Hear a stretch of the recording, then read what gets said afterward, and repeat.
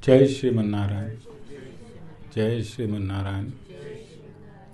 Jai Shriman Narayan.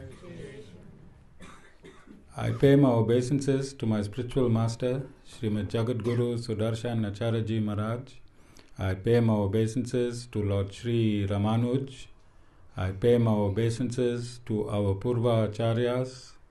I pay my obeisances to our 12 Alvars. I pay my obeisances to Mother Lakshmi, and I pay my obeisances to Lord Sriman Narayan. I welcome all of you here physically at the Sri Narayan Dham in Durban, South Africa. And I also welcome those of you that are here, your ancestors that are visiting on this planet for the next 12 days. I welcome those that's watching this discourse locally, nationally, and internationally.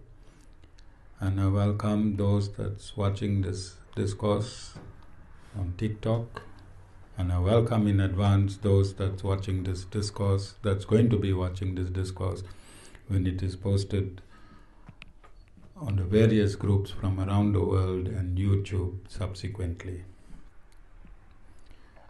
So I continue on my topic, which is going to be compiled in a book when this topic is completed,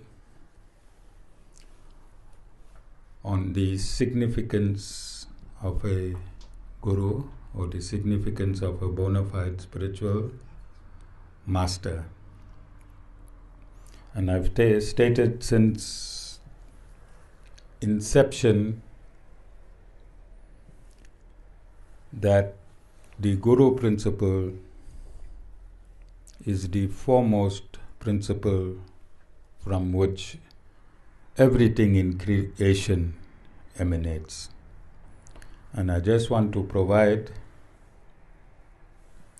some proof on that as we move along today on our discourse from the Guru Gita itself. So I've stated over my 10 years that knowledge pertaining to the Supreme Lord is the essence of the Supreme Lord Himself, which means it has not been compiled, it has been compiled but not authored by any human being, because the Supreme Lord does not trust any human being. So the Supreme Lord spoke the Vedas, then He incarnated and He enacted the Vedas. And then He also incarnated and compiled the Vedas Himself, so there is no room. There is no room for any mistake, because man is prone to mistakes.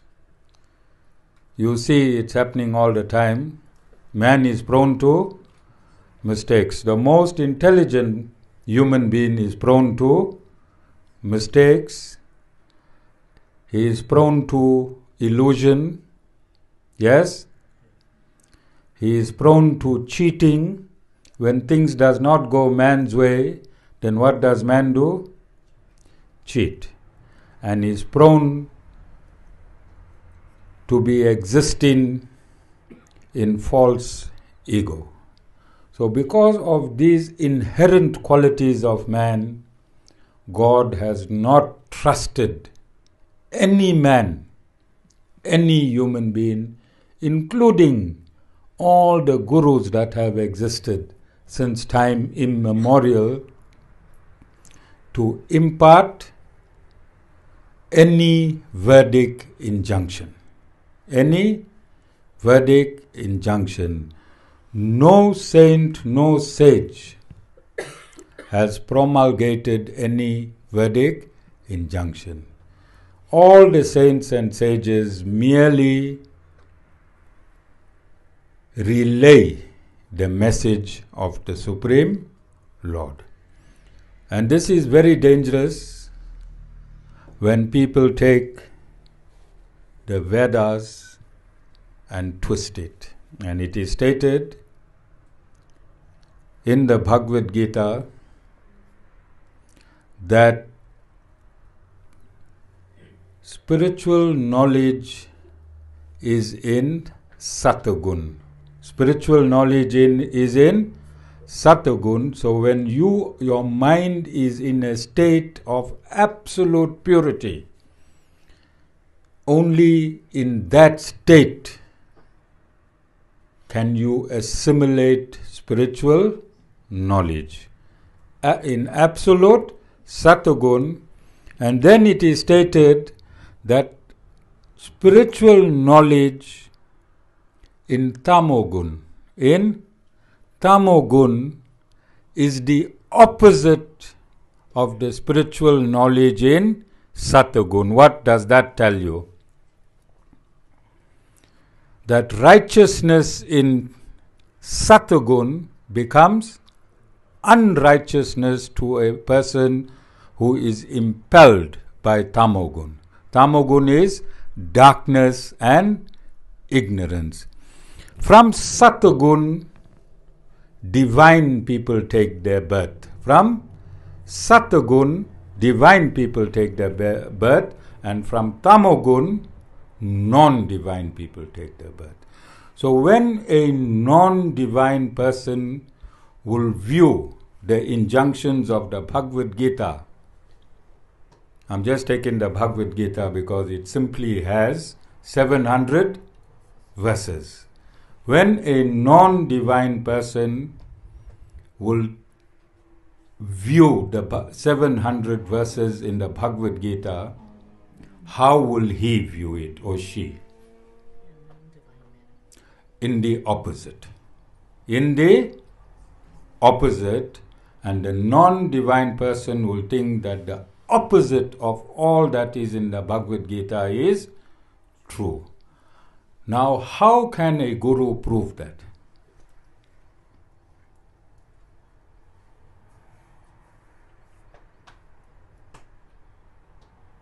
My in-house attorney has informed me that I know how to be subtle.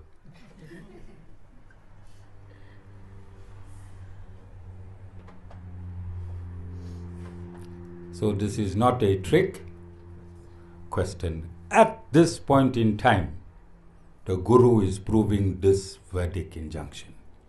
At this point in time, the Guru is proving the Vedas between a divine dimension and a non-divine mention, and the evidence is in the public domain. This is the job of a bona fide spiritual master, to give life to the Bhagavad Gita. The job of a bona fide spiritual master is to give life to the entire Vedas, but I just want to deal with the Bhagavad Gita. And I want to explain to you, as I explained to Shravan's friend, and I want to welcome him to his very first satsang, I explained to him that at this ashram, everything is scientific and factual. At this ashram, nothing is emotional. Everything is scientific and factual. So, what do you know of the water of the river Ganges? What do you know of the water of the river Ganges? Anyone? Pure. It has a potency to cure. Yes? But if this water, imagine a river. What grows on the side of the river? Sorry? What type of vegetation? So, along the river Ganges, edible, non-poisonous plants will absorb that water into its root system, yes? Also, poisonous plants that if you eat you can die will also absorb that pure water, yes? So does the water of the river nourish both the pure plants which can be edible and the non-pure plants which has poison in it which is non-edible? Does it nourish both equally? Yes? So similarly, the potency of the Guru nourish both. Whoever comes to this ashram, many demons have come to this ashram, they got nourished by the Guru. Transcendental knowledge. And the divine also got nourished by the Guru's divine transcendental knowledge. When a poisonous plant gets nourished, what would its product be? Poison. And when a non-poisonous plant gets nourished, its product will be non-poisonous, it will be edible, it will be palatable. Yes? What would you do? Although nourished by the Guru, you can see, again I'm saying in a subtle way, you can see that this poisonous plant, the potency of the Guru is in this poisonous plant, and this poisonous plant is getting nourished through the essence of the Guru. Alright? It's there in the public domain. You can find it today and you can find it last night. Alright? So the Guru nourishes both the divine and the non-divine, and whoever is placed in that dimension, either dimension, will get nourished equally. That is the job of the Guru. All of you understand? So I want to reinforce what I stated previously, that nothing in this world exists without the Guru principle. There is not one atom in this universe that exists without the Guru principle.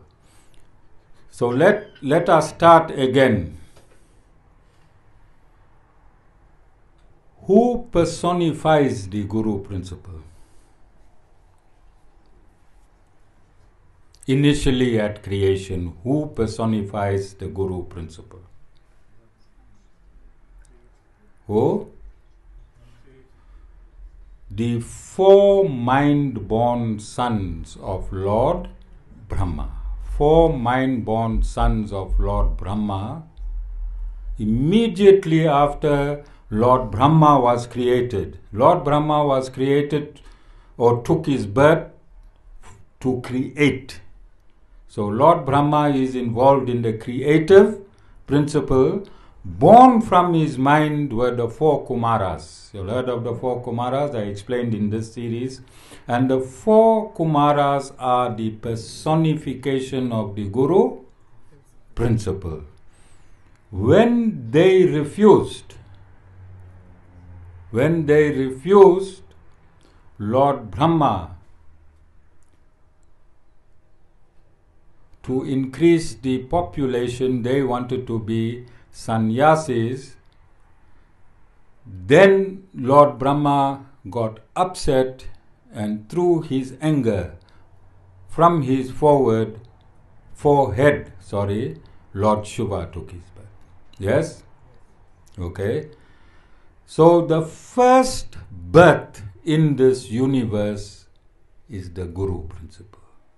First birth in this material universe is the Guru principle, personified by the four Kumaras. One of the Kumaras give discourses, the three Kumaras listen to the discourses. knowledge has to be transmitted and received.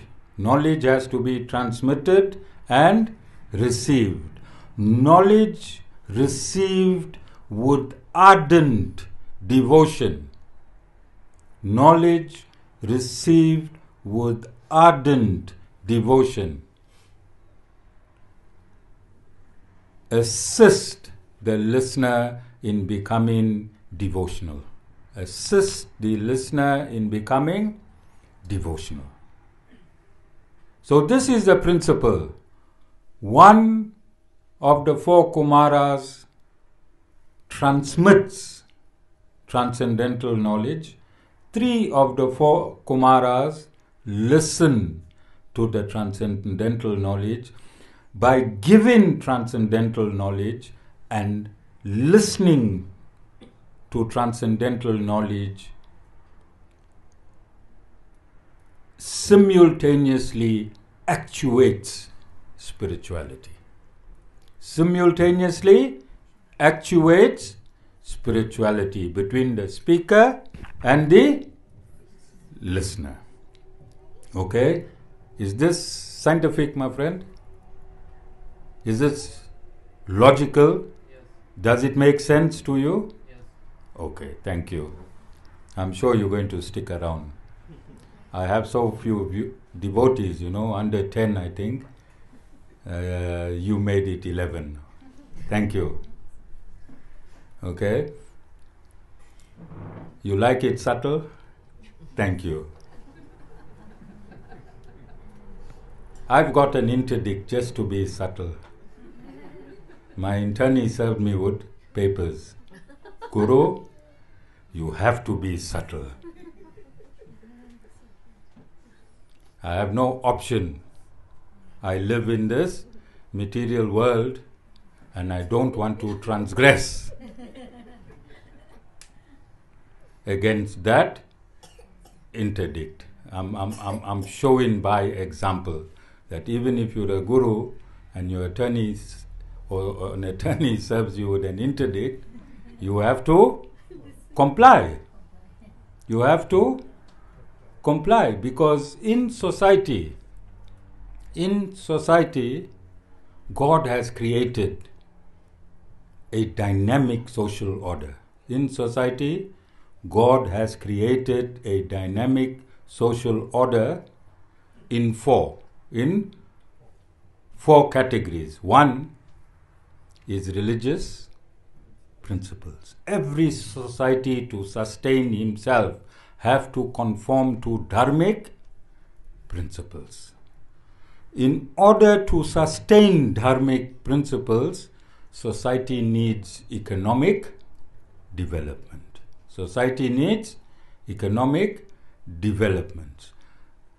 In order to use the economic development for the purpose a human body was created, you need to fulfill your desires. You need to fulfill your desires, and if you fulfill your desires as per dharmic principles, then at the end of this lifetime, you would have used your material body for the specific reason that it was created, and that is liberation.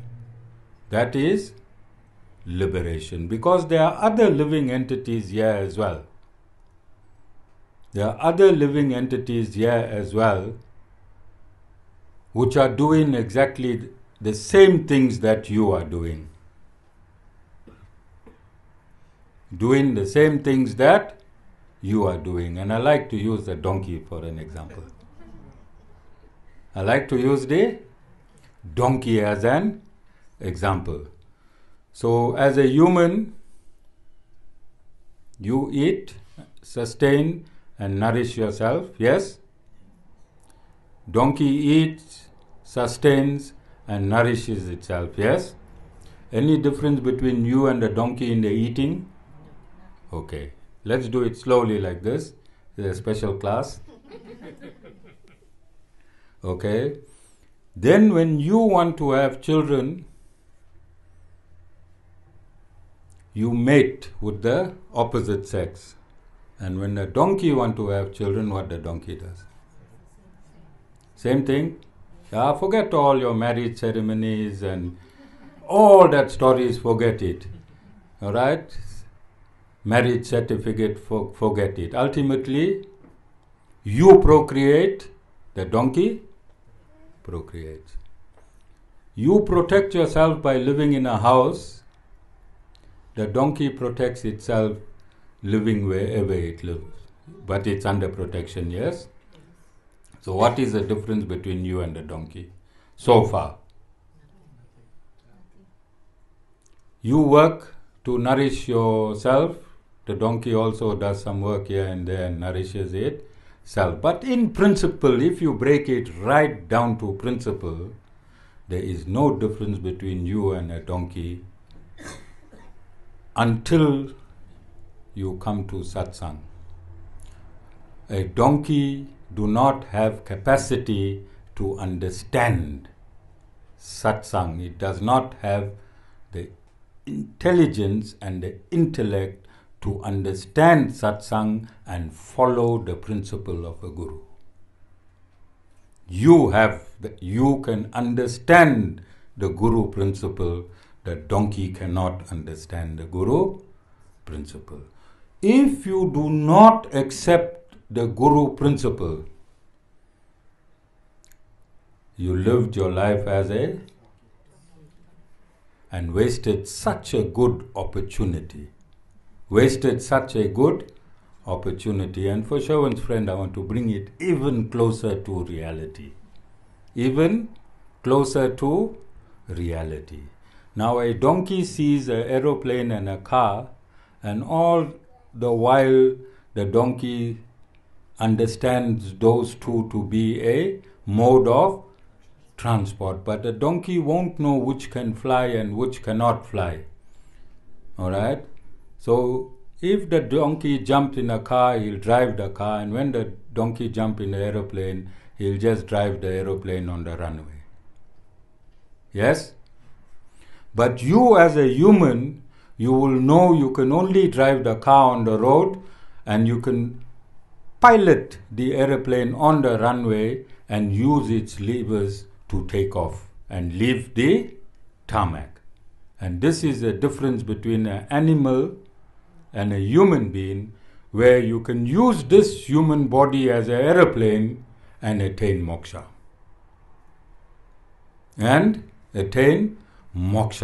But if you using this body similar to the body of a donkey, you just driving the car on this planet Earth. What is the difference between you and the donkey?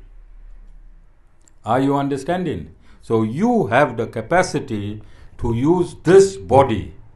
This body has been given you specifically to lift off into moksha. Those other bodies can stick around. But this body must take off and liberate itself. Where do you go and get this manual for liberation?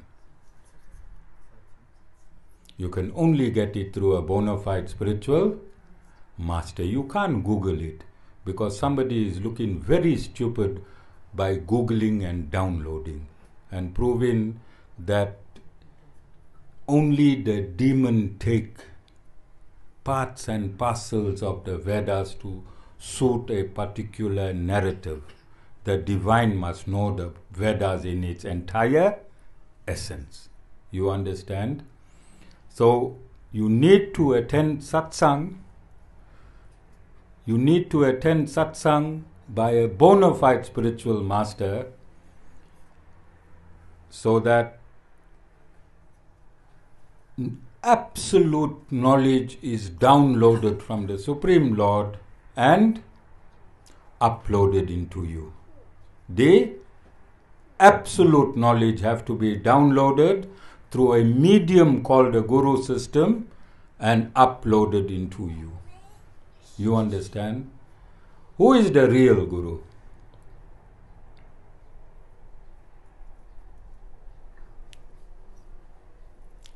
Who is the real Guru?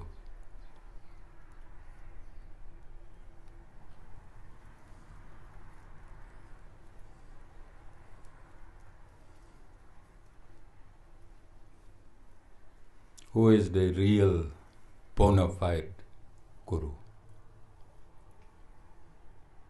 Dana? No. You. Every living entity is the real Guru. Every living entity is the real Guru. Because what is the attribute of the soul? What is the soul composed of?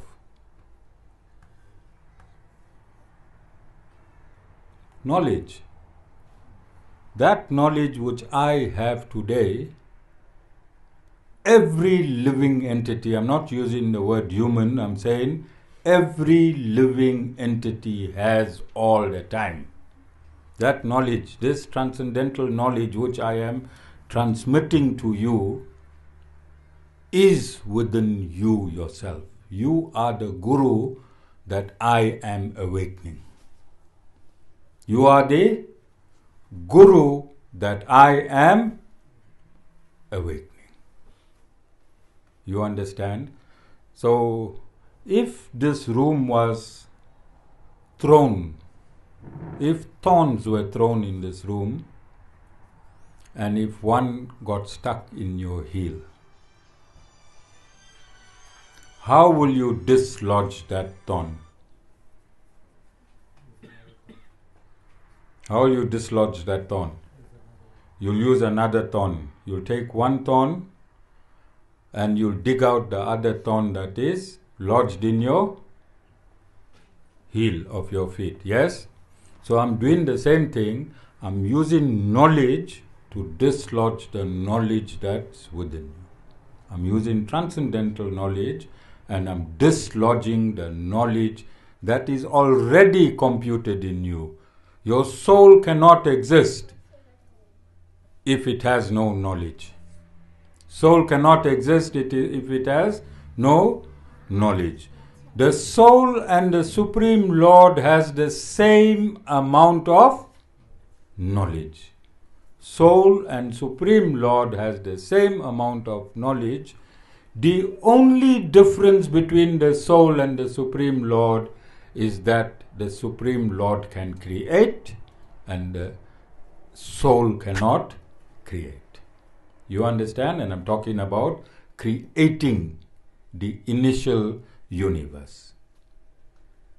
Other than that, the individual souls, which is infinite, and the Supreme Lord in essence is identical.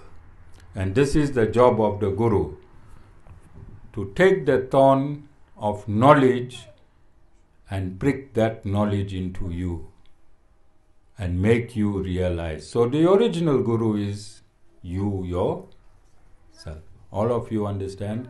Every living entity, including that ant outside, has the same knowledge that I have as part and parcel of its existence. The essence of the soul is knowledge and bliss. Essence of the soul is knowledge and bliss. And Gurus take their birth. Gurus take their birth. Bona fide spiritual masters take their birth to dislodge the ignorance that is covering this knowledge. To dislodge the ignorance that is covering this knowledge. Gurus are not made somewhere along the lines. Gurus are not made somewhere along the lines. Gurus are not manufactured somewhere along. I'm talking about bona fide spiritual master. You can find on the date and time of a bona fide spiritual master's birth whether he is a guru or not. That is how absolute this system is. Date of birth and time of birth through astrology can confirm whether a person is a guru or not a guru. The guru must also have distinctive trademarks or marks on his body. Marks on his body to prove that he is a bona fide spiritual master. Again, God makes no mistakes, because God understands in Kali Yuga there'll be 75% gurus themselves, don't go anywhere else, who will be fake gurus. How many percent? 75% of the gurus in Kali Yuga will be fake gurus. How do you identify the other 25%? So God himself has rubber stamped 25% of the bona fide spiritual masters, and he has sent them in this material atmosphere at a time where astrology can confirm whether they are gurus or not. You understand? Can you see the beauty of God's constitution? God is absolute, the Guru principle is absolute, and to identify a bona fide spiritual master,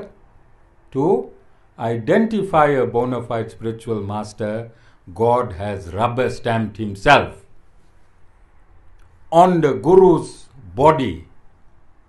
All bona fide Gurus can identify how authentic they are through marks on their body. All of you understand? Because God makes no mistakes. And God knows who are going to tackle that 25% of bona fide gurus.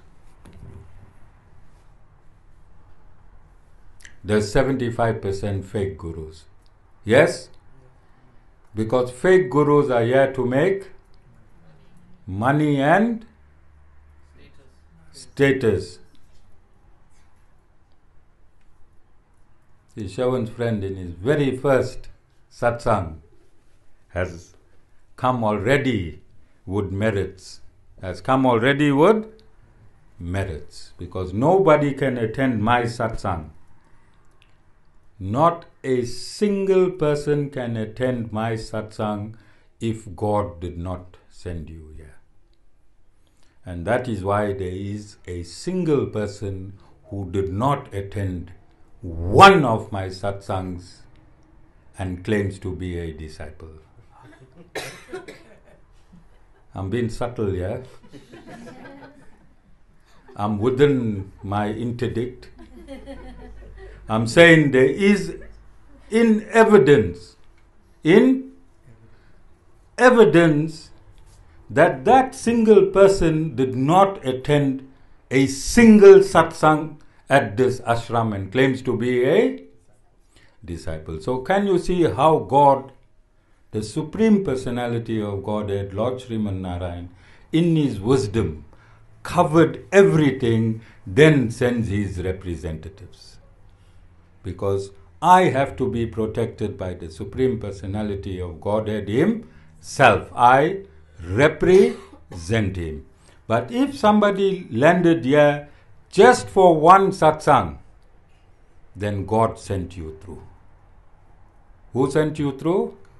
God. And I can prove it scientifically.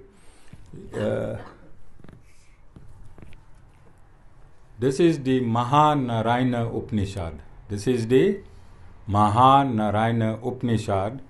And in this Upanishad, it states, in the location of your heart, the size of a thumb, there's a fire burning. Who is that fire? Who is that fire? You. Who is that fire? You.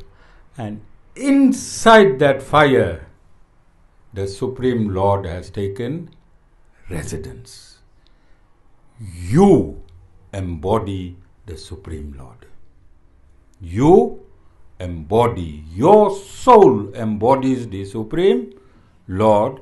And in the Bhagavad Gita it is stated that your Lord uses this material body to drive you from place to place. And if I configure that more properly, your GPS from your previous life is in this body. Yes? The distance traveled from birth up until the time you met me has already been computed by the Supreme Lord, and the Lord lives inside your soul to make sure He drives you without 1 millimeter going off-road.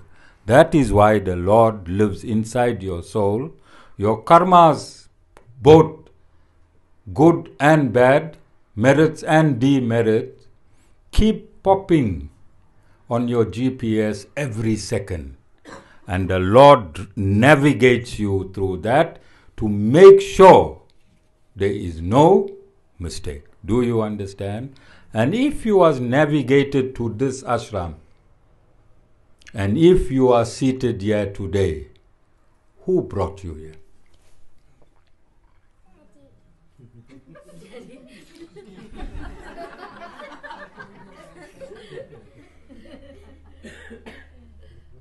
Okay, we'll have to change his name to Lord Narayan. Oh, Avir. Okay. Are you understanding the scientific explanation I am giving you why you are here? And if you couldn't attend one satsang, the Supreme Lord inside your soul did not want you. Yeah. You understand? All of you understand? Because you have to have merits. You have to have merits to be. Yeah. I hope I don't get arrested at the end of this discourse. I'm trying to be as subtle as possible. All right? But we need, on one end of creation is dark energy. Is dark energy. On the other end of creation is positive energy. One end of creation is negative energy, and the combination of both gives impetus for this creation. You cannot create or have these material universes pure. Then there'll be no polarity. It won't oscillate. There'll be no existence. So you need, you know who, and you need the Guru. You need the Guru on this side, and you need you know who on that side to make this universe exist. And you need the Guru in the Bhagavad Gita, and you also need you know who in the I don't think I'll get arrested today. I don't think I'm infringing on any parts of my interdict. All right? I don't think there's any infringement on my interdict, and I like to use the word, especially in this context, Jessica.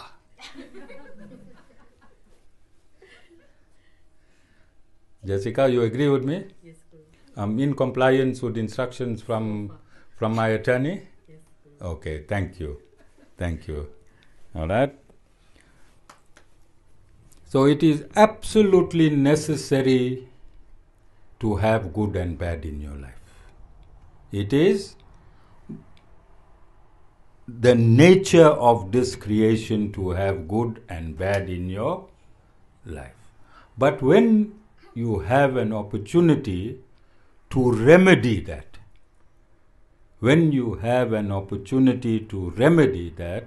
then it is a bona fide spiritual master who has the capacity to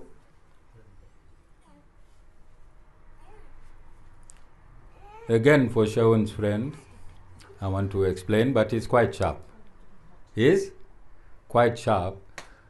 So your computer, your software has a virus. When your software has a virus, what happens to the capacity of the functioning of the computer? Yeah, either totally or at certain degrees, And I like to look at it as those circles on the screen. You're trying to do something, but there's circles on your screen, all right? Then you need, can you go and call your gardener and tell him, please fix this virus? Can you call your builder? Who you have to contact to remove the virus in your computer? IT specialist. And there are designed softwares where you can purchase and insert into your computer, and it will remove the virus. When the virus is removed, your computer will be back to optimal performance, yes? So in everyone's life, there is a virus called karma.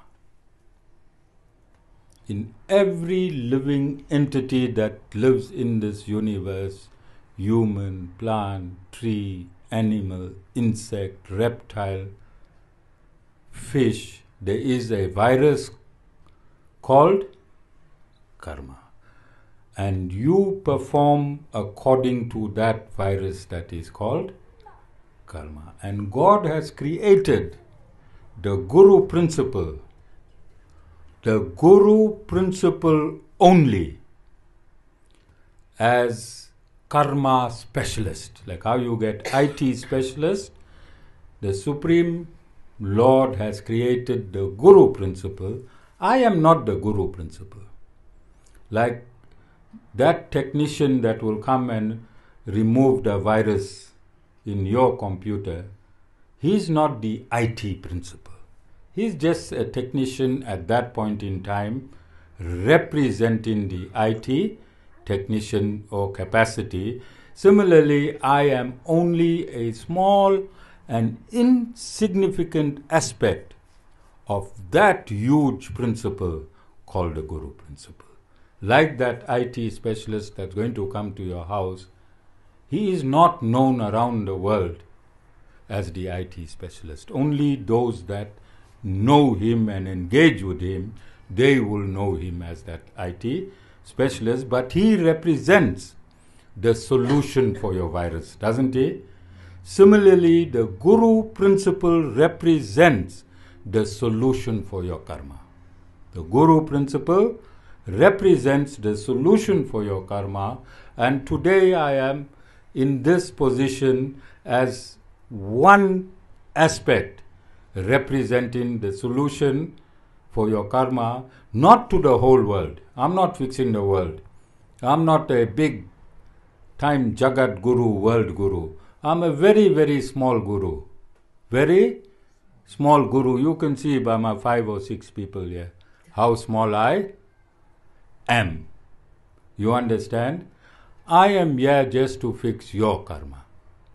Whoever is here with me, I am only here to fix your karma. I'm not here to fix the world's problems. But I'm here to give the world solution on how the world can fix their problem. Are you understanding? That is why you've not seen me in America, in India, in Australia, in New Zealand. I am simply, 28 Dunstable Crescent, Reservoir, Hills, all right? But I want to make sure, for those of you that have faith,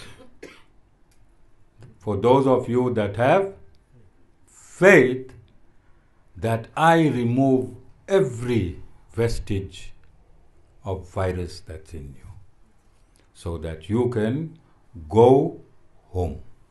All of you can go home. This is not home. This is not home. You have leased a body. You have leased a body as per your karma. One day you have to give the body back. When you give the body back, I don't want you to lease another body. I want you to go home. So this is the apex. The Sri Narayan Dham is the apex in spirituality. Is the apex in spirituality. So you'll have gurus right at the bottom teaching you religious principles. Yes? And I am a guru right on the top, not on the top in a state of elevated status, but on the top, signifying that I'm going to send you home. So there are gurus that teach you yoga and meditation and energy transfer and a whole lot of things. Those gurus are right at the base. They're bringing you out of ignorance into the basic spirituality. I'm not here for basic spirituality. My job is to send you home to Lord Srimad Narayan. All of you understand? So, how many primary schools you have in a district? And how many universities you're going to have in that district? Will you have, for every primary school, will you have a university? Or for 100 primary schools, you'll have maybe 75 high schools and 1 university. You understand what I'm saying? 100 primary schools, expect a 25% dropout, 75 high schools, and 1 university. You understand? So the Sri Narayan Dham is personification of the university aspect of your education. Because not many people have merited themselves in the previous lifetimes to go home. If you came here and if you just attended one satsang, it means you had merits for liberation, you chose not to. The choice is always with you.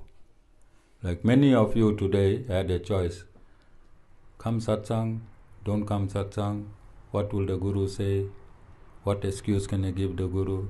Okay, I'll have to come to satsang. Cannot give excuse. Avir? Avir got about an entire army. Guns pointed at him to make sure he comes to satsangs. I don't know what weapons, but even the latest nuclear weapons are all pointed at him. So he came because of the army. He didn't come because of the Guru. The army impelled him to come to satsang. Alright? So this is how it is, because you have a choice. At every stage of your life, the Supreme Lord has given you minute independence. Minute independence. Some of you may not want to ever come back here, and some of you may want to come back, but I'm telling you that just by attending this satsang in a previous life, you had merits to be here and you qualify for liberation. You qualify for liberation. And lastly, just to sum up, I want to break it down even more. Alright? And I don't want to keep using Sherwin's friend as an example. This applies to all of you. Alright? So when you want to do space travel, when you want to become an astronaut, do you become an astronaut on space or you become an astronaut here on Earth? On Earth. But where is space travel? In space. So for you to become an astronaut, you need to learn here on space how to navigate in, here on Earth, how to navigate in space. So this Sri Narayan Dham and this Guru is here to teach you how to navigate to space whilst you are still on Earth. And this is the space bubble. You know, astronauts have to enter a space bubble and learn how to position themselves, how to walk, how to navigate, how to eat, also how to urinate and defecate in space. I'm teaching you here at this ashram. You understand? You learn here, and when you pass, what passes you? What is your qualification? At the Sri Narayan Dham, what is your qualification to enter space? Total discipline whilst you're here, and death qualifies you. What is your qualification? Yes. How can you go to Lord Sriman Narayan in this body? So this body is your training apparatus, and from this training that I'm going to train you and reconfigure your software. And believe me, many software that have come in here, I had a lot of work to do. All right? Sometimes I can't get the 2 wires to connect, you know. It is my soldering iron, and that I have to spend hours and thousands of hours just to get the 2 wires to touch. This is how hard the Guru's job is. All right? So your qualification is death. Your qualification is death. Okay? And I explained to you last week and the previous week, I said our human life is a bundle of equations. Everything is mathematically equated. All right? And even your life here on this earth is calculated by the number of breaths you take, not by your age, but by the number of breaths. And this is why Jessica, in another context now, Guru has warned you not to be angry. Because how many breaths you take in anger? How many breaths you take in anger? Satish Bhai, have you counted? Now you get in, your life will be longer because you're holding your breath. And she's expending her life because of the rapid outpouring. You know, Satish, I'll kill you. You understand? And this is why Gurus advise you, remove anger so you don't use extra breath and you can live a longer life. So it's no magic that yogis live a very, very long life. It's no magic. It is simply mathematical. They have trained through yoga how to use breath at its minimum.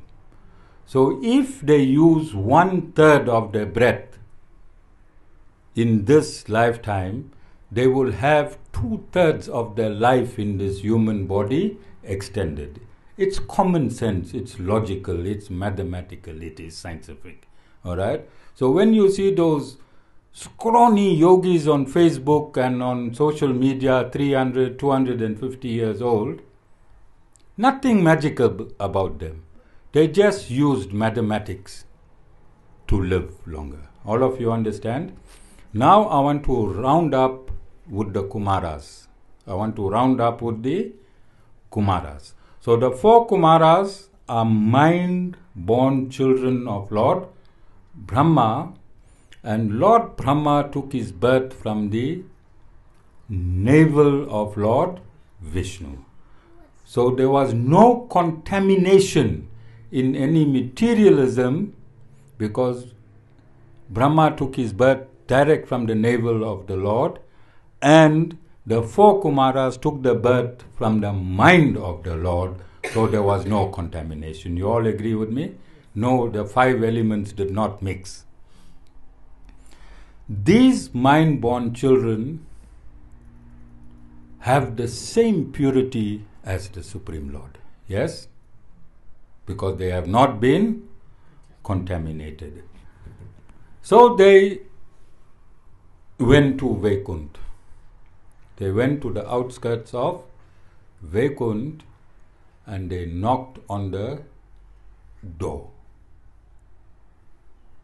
And Lord Narayan's 2 doorkeepers, anyone from myself, you, and anyone, if you want to sleep in peace, what must the qualifications of your doorkeepers be?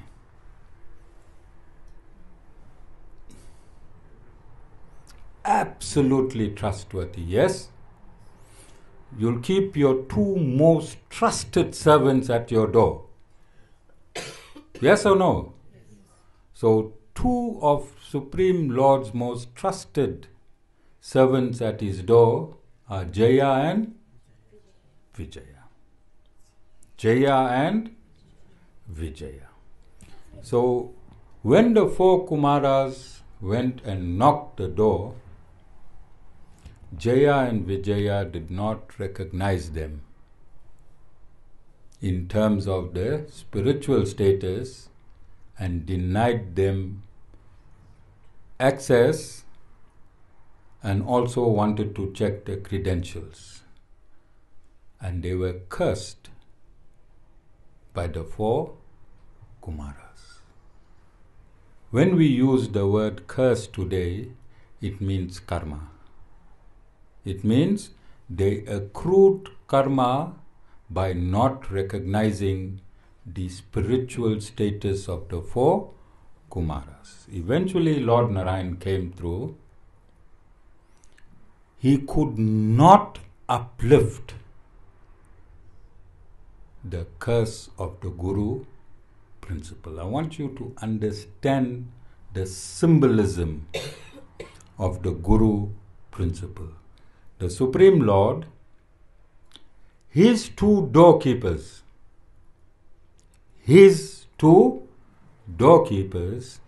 they perform their duty from their side. Their job is not to allow people through. That's a mandate.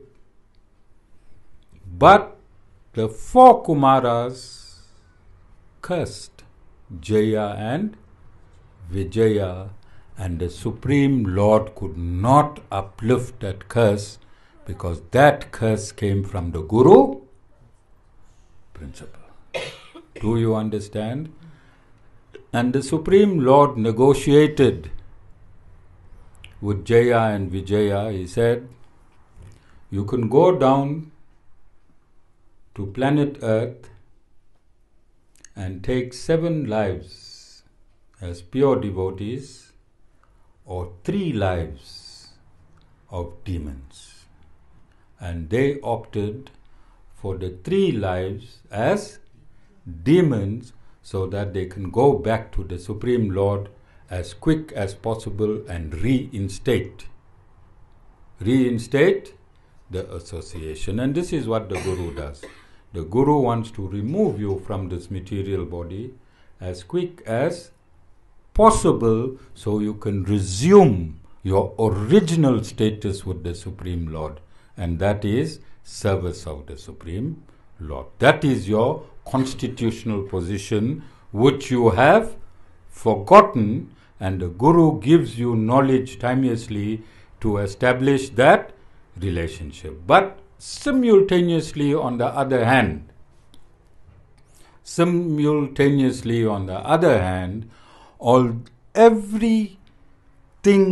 everyone in this universe belongs to the Supreme Lord. Yes or no? His most trusted servants became demons, and through this karmic action. So essentially every soul is absolutely pure. You, through your actions, architect whether you want to be divine or demonic. And the doorkeepers, through their actions, they architected their own demise and they became demons. The Supreme Lord entered the material universe on 3 times, 3 occasions. The first is in Satyug, then the second is in Treta Yuga, and the third one was in Dwapara Yuga. He came and he annihilated these 2 sets, these brothers. They always appeared as Hiranyaksha, Hiranyakasipu, Ravana, and I want you to do some homework. And Shishuma, and next week I'm going to ask you for the answers. Alright? So, Lord Vishnu came as Nrsimha Deva. What did he do to Hiranyakasipu? How did he destroy him? How graphic was the destruction of Hiranyakasipu? He removed his entrails. Have you all seen that picture? Now tell me if God is all forgiving. If God was all forgiving, would he have removed the entrails of Hiranyakasipu? So God is not all forgiving, and this is where the mistake is, because people are taking the Abrahamic religious principles and they believe that to be true of the Supreme Personality of Godhead. How did Lord Ram annihilate Ravana? Hey, I thought I saw Vasanya. Okay. All right. Our resident Ravana. All right. How did he annihilate Ravana? When he went home, his mother asked him, "Did you kill Ravana?" What did Ram reply? "No, Ma, I did not kill Ravana. His ego killed him." His ego killed him. All right? So, why would God come to earth and show so much of aggression on the demonic forces?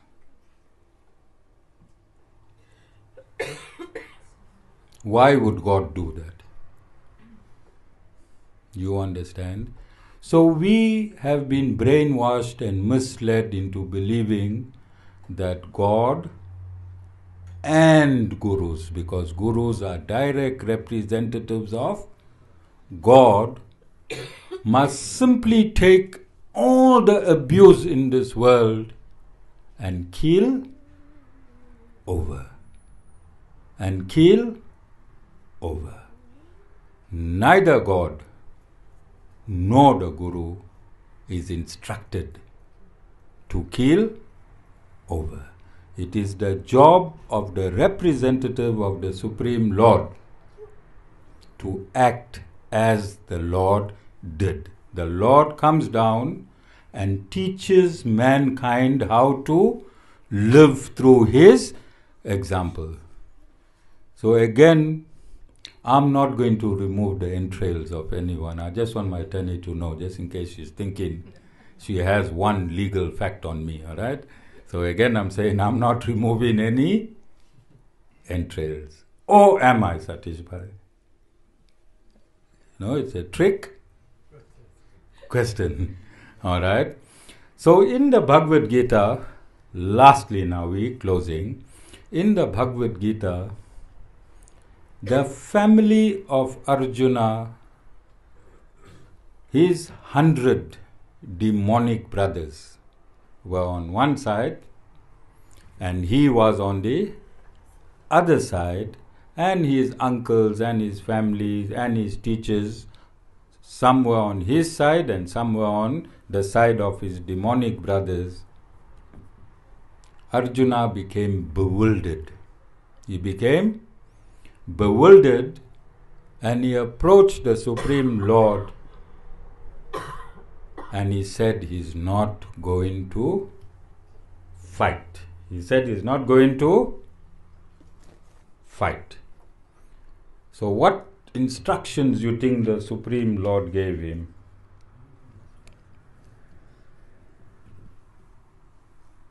What did he say?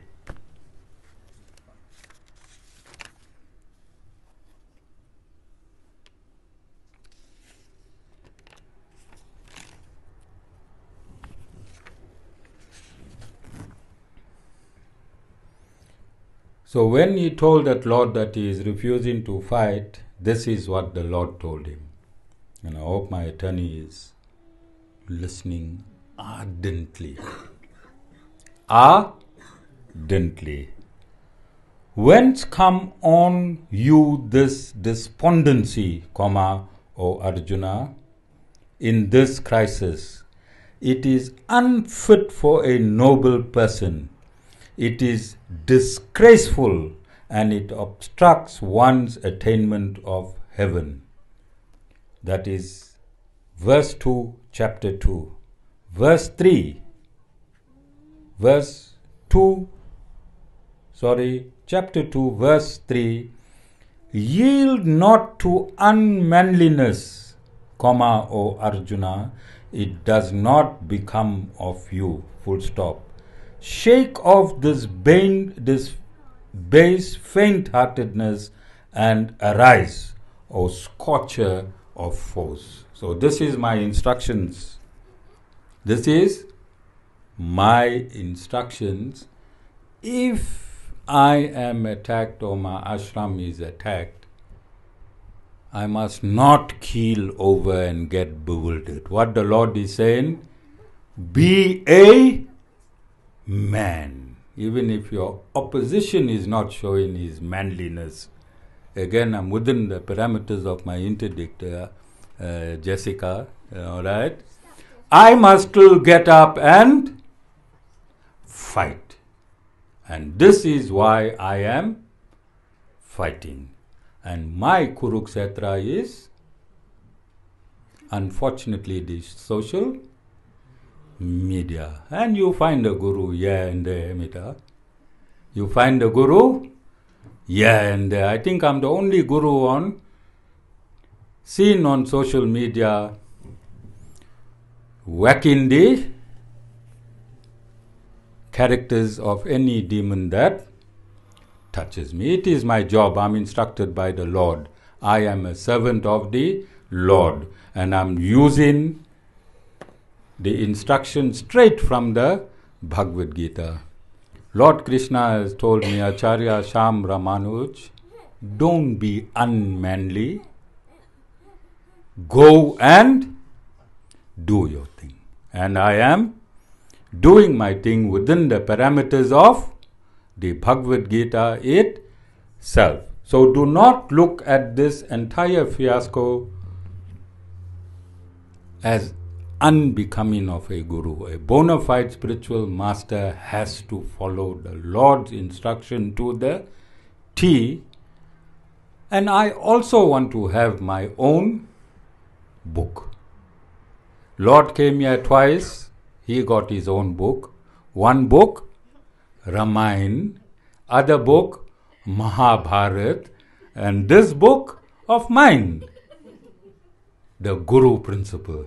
And I have to have real live demons in my book. Yes or no? All of you understand? Jai Shriman Narayan.